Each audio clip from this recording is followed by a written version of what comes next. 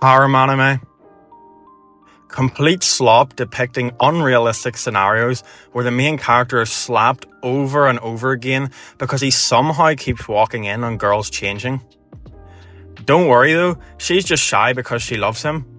Oh, and so does his childhood friend, and his teacher, and another girl, and another. This genre is ridiculous. Who on earth is watching this fantasy where everyone falls in love with the quiet loner protagonist? Oh wait, it's me. I'm probably also you if you clicked on this video. So why do we keep watching a genre that is so heavily criticized for being bad? The answer is simple, because not all harem or reverse harem anime are created equal. In fact, some of them aren't just good watches. I go as far to say that some can even be more engaging than regular romance anime. So before you close the video and call me insane, let's talk about what actually makes a good harem anime. Before we can answer whether harem anime can actually be good, we need to define what a harem anime even is. While I'm sure many of you are thinking that it might seem obvious, it's actually not as clear-cut as you would think. The simplest definition would be a story where 3 or more characters are romantically interested in the protagonist at the same time. By that definition, shows like Nisekoi or Ashura or the quintessential quintuplets clearly fit. But things get messier once we look at borderline cases. Take Toradora for example. While Taiga, Minori and Ami all have some form of romantic connection to Ryuji, the story never presents them as active love interests all pursuing him at once, so calling it a harem feels wrong. Origari is another awkward case. Yukino and Yui are obviously central romantic interests, but once we start asking whether someone like Iroha pushes it into harem territory, the definition becomes far less straightforward. Before getting into the subgenres of harem, which will matter later, this at least gives us a working definition. There are plenty of edge cases, but the broad idea stays the same. A harem or reverse harem is a story where 3 or more love interests are actively pursuing the protagonist at the same time. We are now ready to discuss what makes a harem anime worth watching, and there is no better place to start than the protagonist, the person at the center of all the affection. Just like any romance story, the lead matters, but in a harem anime, they matter even more. With the whole premise being multiple people falling for the same protagonist, they naturally need to feel worth falling for. This of course means every good harem protagonist should be just like Kazuya from Rent-a-Girlfriend. Pathetic, directionless, and somehow still surrounded by girls for reasons the show itself can barely justify. And somehow, despite this flawless blueprint, nobody likes him? If it's not a bum-ass self-insert who has nothing going for him, what else could anyone possibly be looking for in a protagonist? Are you telling me people actually want to see a protagonist with clear goals in life who isn't completely worthless? Yes, that's right. While the loner bum popular girl trope can work in traditional romance anime, the majority of the time we do not wish to see it in the harem genre, although there can be exceptions. Instead, they should have goals, a distinct personality, and enough backbone to stand up for themselves when it matters. More importantly, they need to make us feel that the affection they receive is earned, not just handed to them because the genre demands it. This is why protagonists like Uryu from Tying the Knot with an Amagami Sister, or Rentaro from the 100 Girlfriends Who Really, Really, Really, Really Love You are far more engaging. Even when the premise around them is absurd, they themselves are active, likeable, and emotionally present. At the end of the day, a good harem protagonist should not just be someone the audience can project onto, but someone whose place at the center of the story actually makes sense. In short, harem protagonists should be many things, but above all, they should not be Kazuya.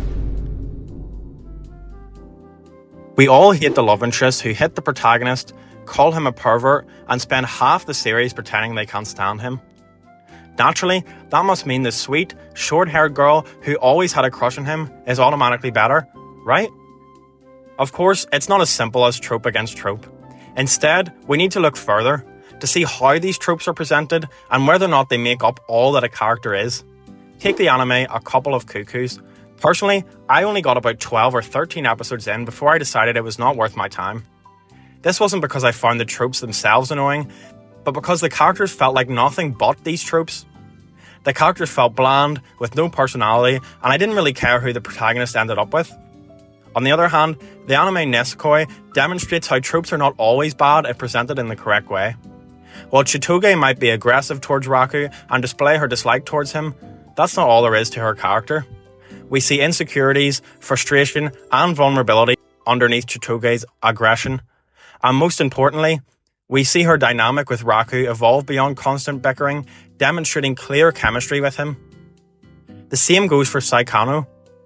Even though it's full of the exact kind of archetypes I would normally criticize, it still works for me because of how it handles the relationship between Tomoya and Megumi.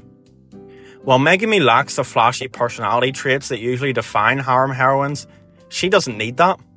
Instead, every interaction she has with Tomoya, whether friendly or romantic, has real chemistry between them. That chemistry alone was enough to keep me invested in the show.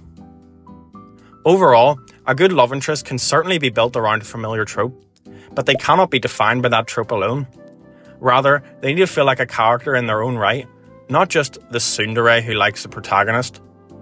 Real people are not one-dimensional, and good love interests shouldn't be either. Their emotions, behaviour, and even the way they interact with the protagonist should change as the story progresses. They don't just fall in love with the main character because they were kind to them once, but rather we can see the chemistry develop between them over the course of the series, seeing the characters not just as love interests, but people. Now, to expand upon what I previously mentioned, personally, I would say harem anime fall into two broad categories. The first of which we'll call the classic approach. Rather than leaving the viewer in suspense over who will win, this approach usually narrows the field to one or two real options from the start. This is seen in an anime like Nesekoi, with the only true options being Chitoge and Onodera. It of course means that you don't have to worry about being let down by the ending, but it also removes what makes harem anime engaging. By making the other love interest meaningless to the overall conclusion, it removes the suspense of the anime and makes the characters feel pointless. Moving on to the other category, which we will call the modern approach. This is where you never know which of the love interests will inevitably win until the very end. The best example of this is of course the quintessential quintuplets. This approach keeps the viewers engaged by allowing them to theorise, look for hints, and pick a favourite love interest to root for. Unfortunately, the drawback is that if the author decides to pick what you feel is the wrong choice, it can ruin the entire anime for you. Despite this, I think modern harems are where the genre is at its most interesting. By turning the inevitable choice into the emotional core of the story, it keeps us engaged until the very end. This also means the entire anime can rise or fall depending on its ending. This then creates the genre's biggest problem. If every girl feels like a real option, then choosing the wrong one can make the entire ending collapse. So how do we fix this? Authors have come up with 3 ways to tackle this issue. Firstly, there is the harem ending. As the name suggests, instead of picking a winner out of the love interests, the protagonist ends up with all of them in the end. While this avoids the story being ruined by your favourite girl not winning, it also feels like a cheap cop-out. With everyone winning, it feels as if the suspense and anticipation leading up to the end were all meaningless. One of the few examples where I felt like this ending worked was in the manhwa webtoon character Na Kamlim, as the story supported this decision throughout. Secondly, there is the alternate timeline ending.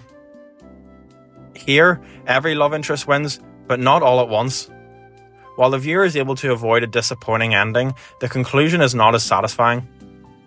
Once again, all the build-up and suspense are thrown out the window as you struggle to see what ending the story was truly building towards. As the author tries to please everyone, they end up pleasing no one. This is seen in the anime We Never Learn. The anime Clannad actually tries to combat this issue with there being one concrete ending and then spin-off routes with the other love interests. At best, it satisfies curiosity. At worst, it makes the main ending feel less meaningful by treating every route as equally disposable. The final way is what I will call the earned ending. At the moment, it is hard to argue whether one harem anime has carried this out with full accuracy. It involves making every single love interest a great option. By giving each girl her own goals, motivation, personality, and chemistry with the protagonist, The story reaches a point where you genuinely do not want to see any of them lose. While we may have a favourite of the bunch, using this method, even if they don't win, the ending will still feel satisfying. Of course, you'll still have a favourite, but that tension is part of what makes harem anime so engaging in the first place. The problem is that I'm not sure the genre has fully nailed this yet. The quintessential quintuplets comes close, but for me it only made 3 of the 5 feel like truly satisfying options. The series I'm most hopeful for right now is Tune Into the Midnight Heart, because it already checks almost every box I've talked about in this video. The only thing it's missing is the hardest part of all, actually sticking the landing. In conclusion then, are harem anime really just slop? Sometimes, yes, but definitely not all of them. At their worst, they're exactly what people accuse them of being. Bland, self-insert protagonists, one-note love interests, and endings that make the entire story feel pointless. But at their best, harem anime can just be as engaging as any other romance series. Give me a protagonist who actually deserves the affection he receives, love interest with real motivations and chemistry, and an ending that feels earned, and suddenly the genre becomes far more interesting than people give it credit for. Of course, if none of that matters to you, you can always turn your brain off and go watch High School DxD or something. I hear it has good plot.